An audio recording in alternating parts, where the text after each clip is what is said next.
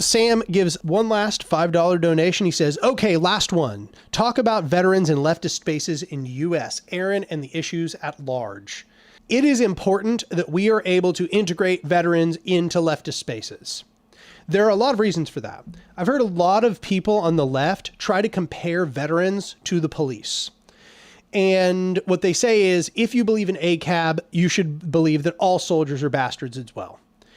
I think there is an aspect of truth to this, and there is a huge problem with that. The aspect of truth is the reason why all cops are bastards is because the system makes them bastards. The things they are forced to do means that they are harmful to society. They do damage to society, regardless of whether some individual one or another of them isn't so bad. The policing itself is damaging. And in that same sense, soldiers do that same thing. Systemically, soldiers, they are doing damage to the world for the most part. Very little of the deployment that our soldiers do in the society actually helps anyone, either domestically or abroad. There's very few exceptions, but rarely. For the most part, the holding of a standing army by a capitalist entity, by hierarchical power structures, is a net negative, and that systemic function is bad. However, there's a big key difference between the police and the veterans. And that is, the police are not contractually obligated to give away their life for a span of several years, where if they decided to quit, they would be held in a federal prison. That is a big difference. Soldiers, I mean, this is in the United States, I'll at least make this commentary. Soldiers are essentially slaves. They are people who have entered into an indentured slavery contract. And that cannot be compared to police officers who willingly enter into an employment contract that they can sever at any time. Police could just quit. Veterans cannot just quit. If veterans quit, and they don't go through a process of being conscientious objectors, which is, a possible thing they can do, but is not easy, then they are stuck for the rest of their service. Number one.